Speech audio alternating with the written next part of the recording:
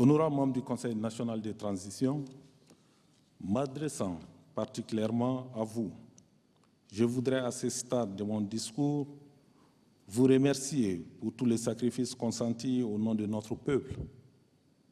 De son installation à nos jours, le Conseil national de transition a volontairement consenti à l'abandon de certains avantages.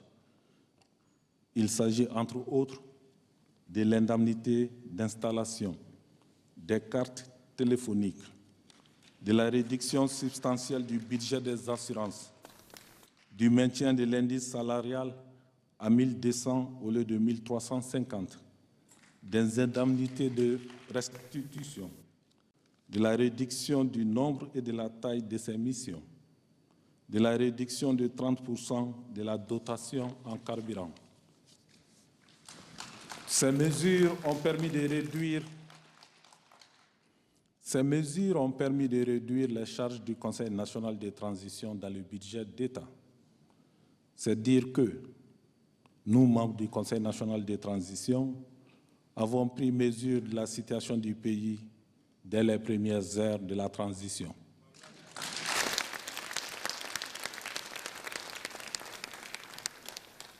Cependant, toujours dans un souci de recherche d'équilibre entre l'octroi des dits avantages et la soutenabilité des ressources disponibles dans le cadre d'une restriction des dépenses publiques et compte tenu des difficultés socio-économiques du pays, je vous demande encore une fois de plus, chers membres du Conseil national de transition, de voir dans la mesure du possible comment renoncer à certains avantages en nous inscrivant davantage dans les actions de réduction du train de vie de l'État.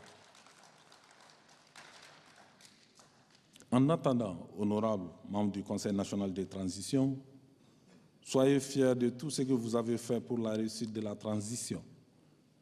Et Inch'Allah, je peux donner l'assurance à tous que les membres du Conseil national de transition resteront toujours engagés et déterminés pour la réussite de la transition.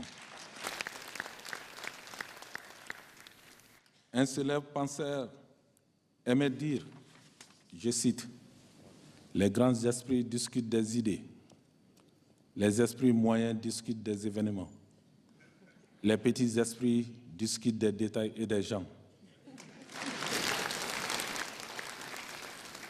Au Conseil national de transition, seul l'intérêt supérieur du pays et la réussite de la transition sont au cœur de nos activités.